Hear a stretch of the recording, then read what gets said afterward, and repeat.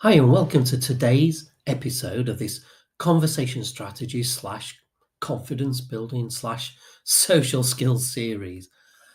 And today I'm talking about the 5 areas of life where it's most important to have these social skills. Because I so often hear people saying how they hate small talk and they'd rather just talk about the big stuff, the interesting topics, the topics of conversation that they're interested in. Now, I used to be one of those people. I used to say that I hated small talk, but the reason I hated it was because I was no good at it. When I was younger, when I was in my teens, my 20s, I'd watch my school friends and then friends outside of school as I moved on in life. And as I went to the pub with them or the nightclubs, and I could just watch them and how easily they interacted with girls and with each other, talking about their jobs and their daily lives. And I wondered, how do you do it? Why can't I do that? And what was happening was that my mind was going blank, and my mind was mistakenly seeing these social situations as threats, not physical threats, but threats. And so it was going into flight or fight mode, or more accurately, freeze, flight, fight mode. And when this happens, your brain diverts resources into your muscles, preparing them for a sudden explosive burst of energy, whether that's to fight or to flight. And one of those areas where it will divert resources is the higher cognitive thinking. And that's why the mind goes blank when you perceive a threat scenario in a social situation. I mean, when you're by yourself, if you're like me, you can have dialogues with yourself all day long and be the most interesting person on the planet in your own mind. But when you actually come to a situation where you need that ability to talk and be interesting and exchange ideas, thoughts, opinions, beliefs, etc., your mind has gone blank. And a secondary um, scenario of this, where you can't react, where you can't talk, is because you're being reactive instead of proactive. And what I mean is that when you're not introducing topics, when you're not talking yourself and leading conversations and being proactive in the conversation, then you're left being reactive, which means that you're reacting to what the other person wants to talk about. And when you're in this situation, you're on their territory of familiarity. They're talking about what they know about, what they're interested in, and you're on their ground, and be you may not have much knowledge about what they're talking about. So you've naturally not got very much to say about it. So you're being reactive to them, and you're not being proactive and lead them into your topics of knowledge now and again. And so you've got a double whammy scenario where you're in a situation where you can't talk, you can't communicate, and you're being the wallflower, you're being the quiet one. And it's not a nice situation to be in. And I found myself in that situation time and time again as a younger person. And so that's why I want to lead you through these 5 areas where small talk is so important. And before I do that, so let me just say, go to liveconfident.com/live stream and sign up to get notifications of the next live streams, because the whole reason behind this is that I want to layer in conversation strategies, a couple per week that you'd be able to use immediately in social situations. And I'm going to give you a quick anecdote in a few minutes' time as to why I feel that this is very important to do. So if you go to liveconfident.com/live stream, you'll be able to sign up and you'll be able to see our back catalogue of live streams and review previous conversation strategies we've covered. The last one we talked about how to avoid awkward silences. Very important. And then before that, we talked about the R method, ARE method, which is great when you're meeting people for the first time and you want to get. It's kind of a bridge between first contact and getting into the flow of conversation. So yeah, sign up, and you'll also get a discount code on our workshops for conversation super strategies, because I like to blend memory techniques with conversation strategies, which creates a super strategy. And it helps people like me who experience that blank mind. All right. I used to experience it. I've been through a 20-year journey now of personal development, and I'm pretty much over it. I've developed strategies, I've written books, and I've got through that part of my life, but maybe you haven't. So that's the reason behind these live streams. And let me tell you, they don't teach social skills in schools. It's one, for me, I find it one of the most important social skills, life skills you could possibly have. And you need them every single day of your life. But it's not taught in school. And I don't know why. Maybe it's different today, but in my day, in the schools that I went to, they taught geography, maths, sciences, history, but no social skills, no business skills, nothing like that.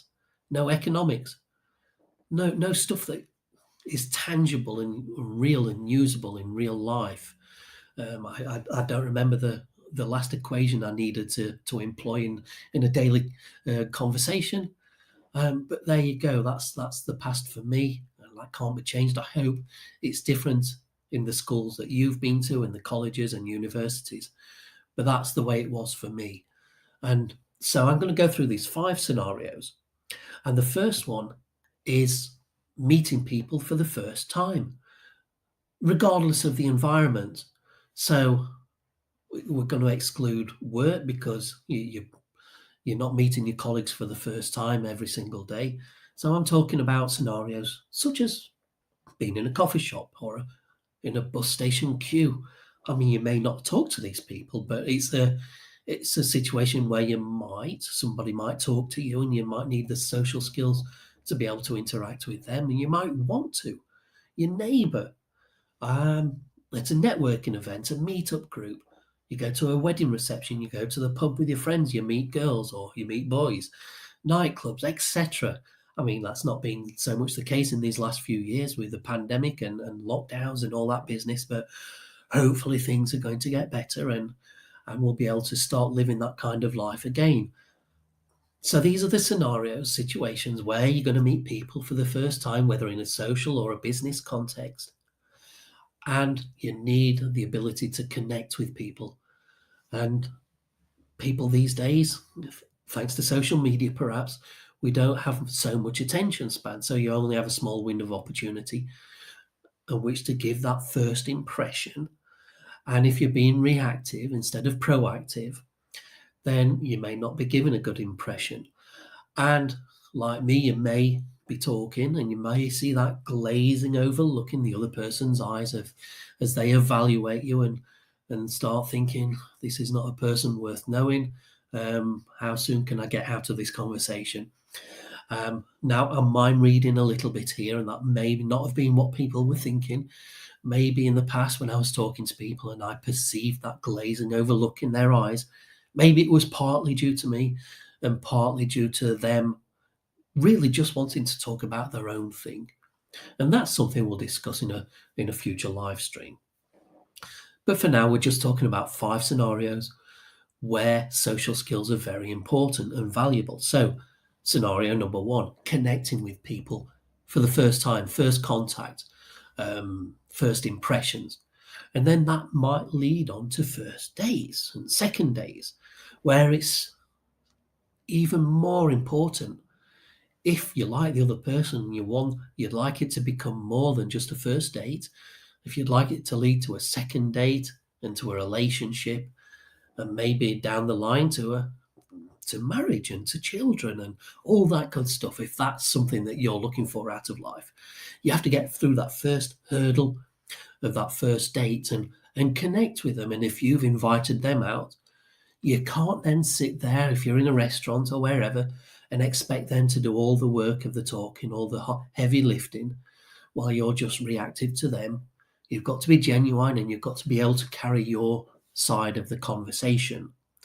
And so social skills, small talk, very important in this scenario. And this may lead on to meeting the in-laws, and whereby we now come to our third scenario where social skills are important. Because if you're going to date the girl or the boy, and maybe more in the future, then yeah, for your entire future harmony, you've got to be able to connect with the in-laws as well. If you can't do that, then life is going to get quite uncomfortable at times, and you're going to be anxious every time you're in a situation where you have to meet the in-laws. So meeting the in-laws is a very important situation, and you can do a little bit of research on them, find out what their job is, their career is, their business is, and do a little bit of research on it. Find out what their hobbies are, maybe, and find out a little bit about it so that you can talk to them and connect with them. Now, that's a subject for another live stream again. For now, we're just covering the 5 scenarios. So, that is 3 scenarios relating to social situations. But what about work situations? Which leads me to situation number 4, interviews. So, interview situations, important, very important to have social skills, because you may be bringing technical skills to the table, but companies highly value the social skills, especially if you're going to be representing their company either to a customer as a B2B, or talking to other companies that your company trades with, or with colleagues. You have to be able to get along well with your colleagues if you're going to work for this company. And so you have to be able to demonstrate those social skills in an interview situation. Now, once upon a time, I did an open day interview in Ireland. I flew to Ireland for an IT job, computer programming, and there was 20 other people, and it was an all-day interview, what they call an open day interview. Now, I learnt before going there, somebody gave me the tip that I should stay switched on and assume in my mind that the interview was happening from the very moment I arrived to the moment that I left, not just that small window of time where I was sitting down in an office with them and being interviewed directly. What I was told was that, I would be quietly and silently and secretly evaluated the entire day. So I had to have that in my mind that even if I thought nobody was looking, I needed to be switched on and be socializing and connecting, and whatever activities they were asking us to participate in, I had to be there leading and connecting, etc. And not assume that it was just in that one small moment in time when they were interviewing me directly. So that's what I did. And out of these 20 people, 2 people were chosen for a job, and I was one of them, because I'd taken this advice to heart, and I'd switched on and put my best foot forward during this interview for the entire day. And I had assumed that even when I thought I wasn't being watched, I was socializing and connecting to the best of my ability. And that's why I got the job. I was not necessarily the best qualified technically, but I got the job anyway. Unfortunately, 7-Eleven happened after that, very shortly after that, in fact, and the IT jobs will seem to dry up for a while, and that job evaporated. But anyway, that's another story. So anyway, interviews can lead to jobs and work, which leads us to the 5th situation, your work environment. Again, another important scenario where you need to have your social skills. Because I don't know about you, this has certainly been the case for me at work in the past, when I've worked for other companies, I've noticed that people getting promoted and not necessarily, or weren't necessarily in my mind, the best people for the job. In fact, sometimes I thought they were outright the worst people for the job. I thought, why is that person getting promoted? You're not necessarily honest. You're not technically the best. How is it that you're getting promoted over me, who is good at my job? And I turn up and I'm never late, and I'm good at my job, but I'm not ever getting promoted. Why is this happening? Or why is it not happening? And it was a consistent theme throughout my working life when I was working for other people. Fortunately, I don't have to do that anymore. I work for myself. But that was a constant theme in my mind when I was working for other people, and perhaps you'll relate to that thought. The managers above you, you think, how are you in that position? Why? What got you to that position? Well, let me tell you, it was their ability to connect with people, their social skills. They connected with the managers that promoted them. When you can connect to somebody, that makes you able to relate to them, and they like you for it, and then they're much more likely to promote you for it, not for your necessarily for your technical skills. Because if you're in the management role, you may not need to employ your technical skills so much, but you may more need to have the ability to talk to people and have the ability to connect to staff, to other companies, to customers, etc., clients. And so that is the reality of why people get promoted over you if you're not necessarily letting yourself be visible through your social skills. And so this is the fifth scenario where social skills and the ability to connect, I keep repeating it, but this is so important for life. And which is why I don't understand why it doesn't necessarily get taught in schools, being as it's so important for your progress through life. Because I see people when you're meeting for them for the first time, it's like they're static, and you have to tune the dial and find your way to their frequency. And if you can't do that, if you don't have the ability to connect and tune the dial and find their channel, get onto their frequency. If you're stuck in the static, then you're never going to connect and you're never going to progress with them, whether it's a social or it's a business setting. Now, I told you earlier I was going to tell you a little anecdote. I'm sure you've been excited and waiting for it, but it's really the reason why I'm doing these live streams, because on Mondays and Wednesdays, I deliver to you a specific social skills strategy that you can implement pretty much straight away. That's the idea. And then on the Friday, I do something a little bit more abstract, something that's related to social skills, but it's not a direct social skills strategy. But it's motivational and it's helpful and it's confidence building and it's informational. Now, when I wrote my second book, it's called the Theory Test Novel, or these days it's called Theory Test Ace if you want to Google it. But when it was first released, it was called The Demon Road, a theory test novel. Now, what it was a blend of memory techniques and theory test scenarios, and I blended them together into a novel. And I thought it was a great concept to teach people the theory test, especially if you got stressed out in test situations. We're not talking about social situations now, but test situations where your mind can perceive that threat and go into the fight flight mode as we discussed, and then your mind goes blank. And so I created this learning novel, this technique to help you get through that, where when your mind does go blank, you still have your memory techniques that will brings the information back to the surface. And that was the whole concept of it. However, I didn't have any authority as the author in the subject of driving. So I decided that I was going to go and get advanced driving lessons. Now, to become an authority on driving as an author and go on the speaking circuit and promoting my book, etc. Now, I went to my first advanced driving lesson, and I was quite skeptical because I felt that I was an experienced driver and I was already very good.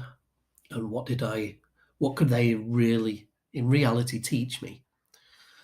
And at the end of the first lesson, I was even more skeptical because what I was being shown, what I was being told was just little shifts, little micro shifts in my approach to driving, such as where I was looking in the road as I was driving, or the position of the vehicle while I was driving, or my speed on the approach to a bend in the road, or my ability to predict something that might happen on the road, in a few minutes' time, etc.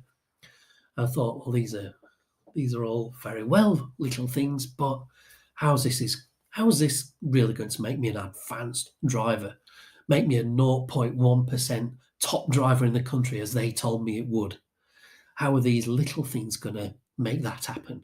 So I was very skeptical at the beginning, but over time, over the course of these lessons, my mindset began to shift. And by the end of these lessons, and I took my advanced driving test with a police instructor, as you do, he passed me at a gold level, which I didn't have to tell you. I'm just showing off a little bit, but he did, and I passed. And at this point, my mindset had completely shifted. And I was now in the mindset of an advanced driver because all these little techniques, these little micro shifts in my driving technique had all come together like a jigsaw puzzle, and it had completely reformed my approach to driving and my mindset and my confidence as a driver. I was now an actual advanced driver, and my driving technique had changed. And I felt like the safest driver on the road. And I could drive with vehicle sympathy. I could drive more safely than anyone around me, I thought. And I was a really good driver. And I was really in the mindset. And it came through in my driving ability.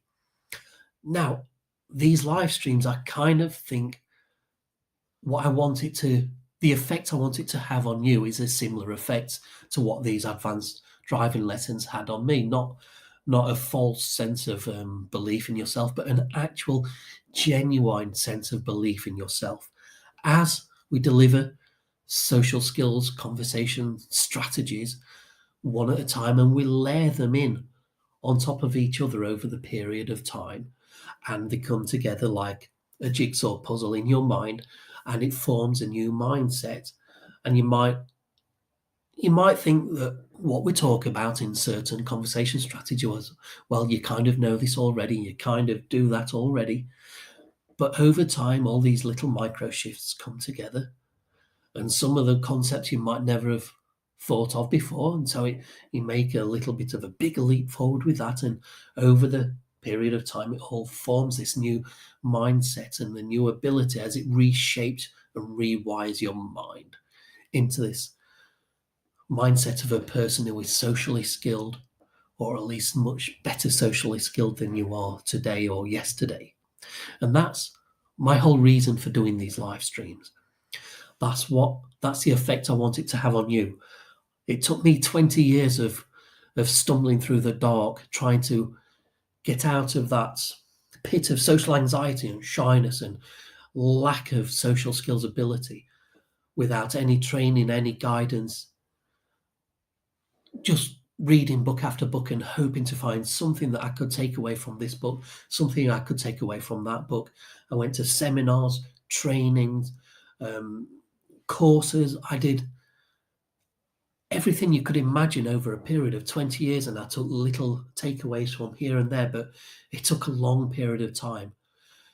And I want to reduce that time period for you. It's no good if you're in your 20s now and you need those social skill strategies now, not when you're in your 40s.